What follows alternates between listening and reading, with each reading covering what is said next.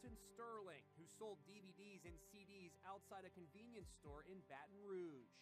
My son is the oldest of his siblings. He is 15 years old. Sterling's distraught 15-year-old son Cameron broke down in tears at a press conference today as his mother expressed outrage. I, for one, will not rest or not allow him to be swept in the dirt. Fuck the police coming straight from the underground. A young nigga got it bad cause I'm brown. And not the other color, so police think they have the authority to kill a minority. Fuck that shit cause I ain't the one for a punk motherfucker with a badge in the...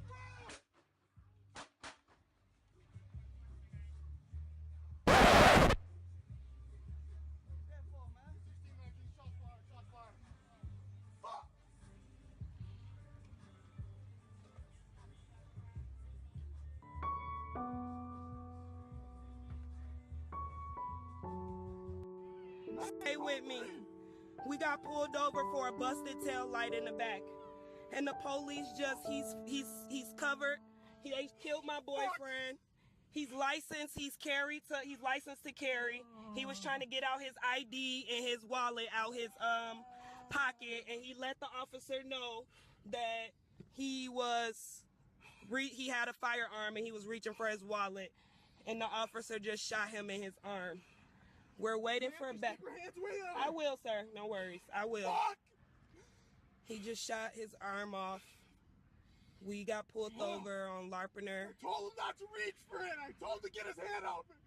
You told him to get his ID, sir, and his driver's license. Oh my God! Please don't tell me he's dead. Why the fuck you lying? Why you always lying? Oh my God. Boyfriend just went like that. Keep your hands where they are, please. Yes, I will, sir. I'll keep my hands where they are. Please don't tell me this, Lord. Please, Jesus, don't tell me that he's gone. Please don't tell me that he's gone. Please, officer, don't tell me that you just did this to him. You shot 4 bullets into him, sir. He was just getting his license and registration, sir. The shooting is sharpening racial tensions. An angry crowd gathered at the scene as authorities appealed for calm.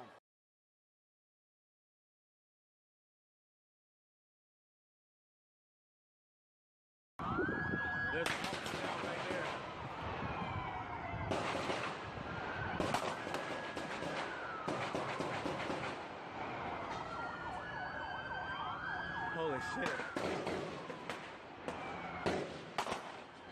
Holy shit.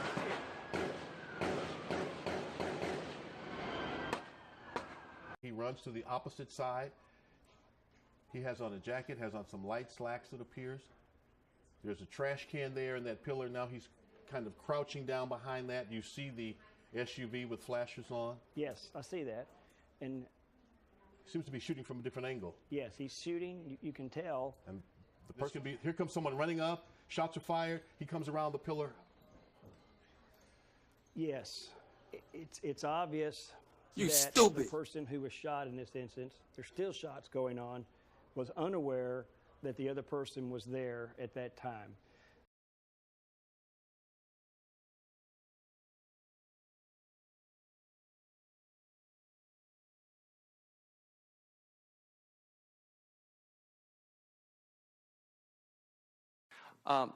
We'll now recognize the gentleman from South Carolina, Mr. Gowdy, for 5 minutes. Good morning, Director Comey. Secretary Clinton said she never sent or received any classified information over her private email. Was that true? Our investigation found that there was classified information sent. So it was not true. Right. That's what I said. Okay. Well, I'm looking for a little shorter answer, so you and I are not here quite as long. Secretary Clinton said there was nothing marked classified on her emails either sent or received. Was that true? That's not true. There were a small number of portion markings on, I think, 3 of the documents. Secretary Clinton said I did not email any classified material to anyone on my email. There is no classified material. Was that true? There was classified material emailed. Secretary Clinton said she used just one device. Was that true? She used multiple devices during the 4 years of her term as Secretary of State. Secretary Clinton said all work-related emails were returned to the State Department. Was that true? No, we found work-related emails, thousands, that were not returned. Secretary Clinton said neither she nor anyone else deleted work-related emails from her personal account. Was that true? That's a harder one to answer. We found traces of work-related emails on devices or in Slack space, whether they were deleted or whether when a server was changed out, something happened to them. There's no doubt that there were work-related emails that were removed electronically from the email system. Secretary Clinton said her lawyers read every one of the emails and were overly inclusive. Did her lawyers read the email content individually? No. Well, in the interest of time, and because I have a plane to catch tomorrow afternoon, I'm not going to go through any more of the false statements, but I am going to ask you to put on your old hat. False exculpatory statements, they are used for what? Well, either for a substantive prosecution or for evidence of intent in a criminal prosecution. Exactly. Intent and consciousness of guilt, right?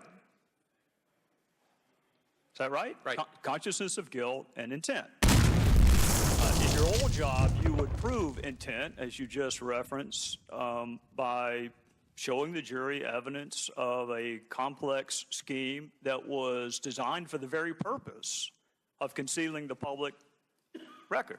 And you would be arguing, in addition to concealment, the destruction that you and I just talked about, or certainly the failure to preserve. You would argue all of that under the heading of content. You would also be arguing the pervasiveness of the scheme, when it started, when it ended, and the number of emails, whether they were originally classified or up-classified.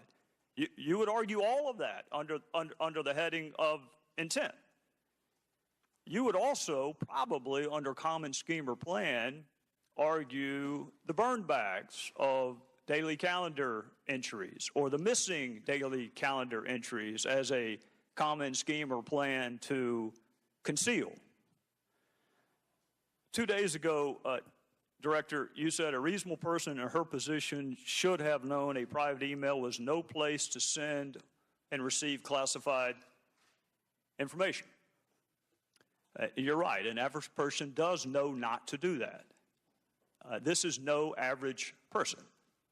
This is a former First Lady, a former United States Senator, and a former Secretary of State that the President now contends is the most competent, qualified person to be president since Jefferson.